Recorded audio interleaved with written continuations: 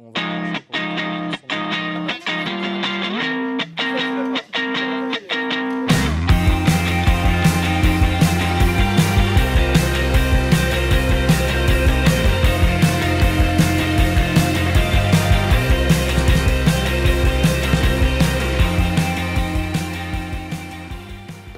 La filière STI 2D est une filière technologique qui, à la différence de la voie générale où on peut avoir par exemple des sciences de l'ingénieur, va permettre aux élèves vraiment d'expérimenter et pas seulement de rester sur des concepts. Puisqu'en STI 2D, l'idée c'est vraiment de découvrir ce que c'est l'innovation technologique et 2D parce qu'il y a développement durable. Et aujourd'hui, on essaye de penser pour les futurs techniciens, ingénieurs dans l'industrie, de penser vraiment les produits avec cette notion de développement durable. Donc en fait là, c'est mon téléphone qui fait la vidéo.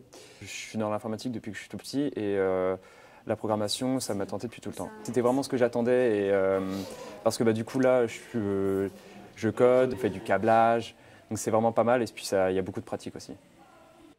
Dans certaines matières, on n'a pas forcément des cours où le prof il nous parle et on répond. On va avoir une feuille, des consignes et après on expérimente nous-mêmes. Par exemple en Cine, on a des programmes, après on doit les tester, on doit en créer certains nous-mêmes. Ils vont faire vraiment de la pratique expérimentale avec, selon la spécialité, du travail en informatique, de la modélisation de pièces sur informatique, puis ensuite du prototypage, voire du travail sur tout ce qui est gestion des alimentations de l'énergie dans d'autres spécialités. Donc c'est vraiment des cours où ils ont une grande autonomie parce qu'ils travaillent beaucoup avec des projets. Ici on a donc un robot.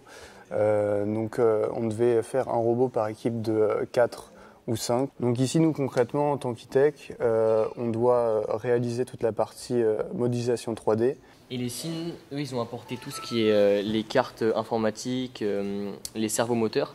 Pour par exemple, je vous donne un exemple ici, on a un espèce de portique qui s'ouvre quand on enclenche un bouton qui sera déclenché grâce au servomoteur.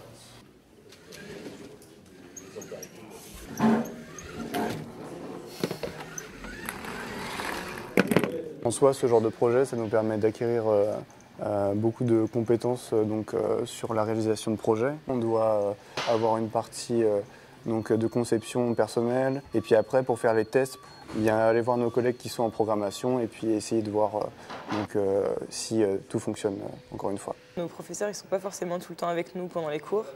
On a des activités à faire et on est responsable de nos tâches à faire. On a un certain temps pour les faire et c'est à nous d'organiser notre temps de travail. Et du coup, moi, je trouve ça bien plus agréable.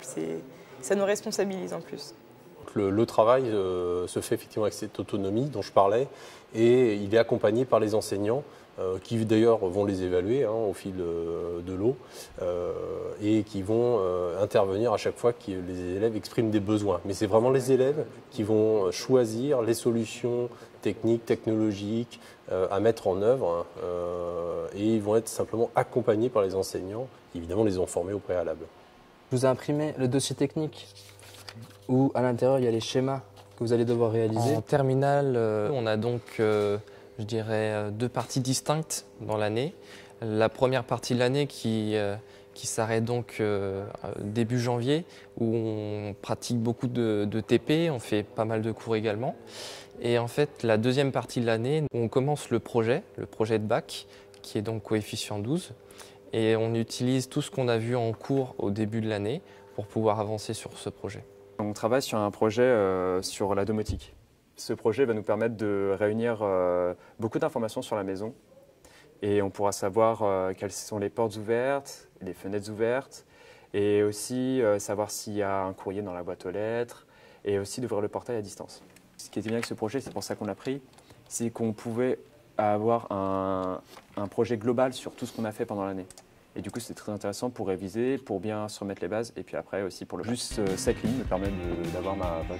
Je suis vraiment très content de cette filière en STI 2D parce que par rapport à la seconde où j'étais quelqu'un de plutôt réservé, j'ai pu beaucoup plus m'exprimer, gagner également en autonomie. Moi j'étais en seconde professionnelle. La voie technologique, comparée à la générale, il va y avoir plus de pratique. Donc on va vraiment pouvoir toucher à ce qu'on va faire. Et comparé à la professionnelle, il va y avoir toute une partie de théorie. Et donc en fait, c'est le fait de lier la théorie à la pratique. Je trouve, pour moi, ça a été le juste milieu. STI 2D parce que je pense que pour mon futur métier, ça pourrait être important, sachant que je veux devenir ingénieur en informatique. Donc la STI 2D, ça va toucher tout ce qui est numérique, informatique. Donc c'est une bonne filière pour commencer. Le bac STI 2D n'est pas un bac professionnalisant, c'est-à-dire qu'ils doivent poursuivre des études. Et en général, on a 75% de nos étudiants, enfin de nos lycéens, qui partent dans des études courtes.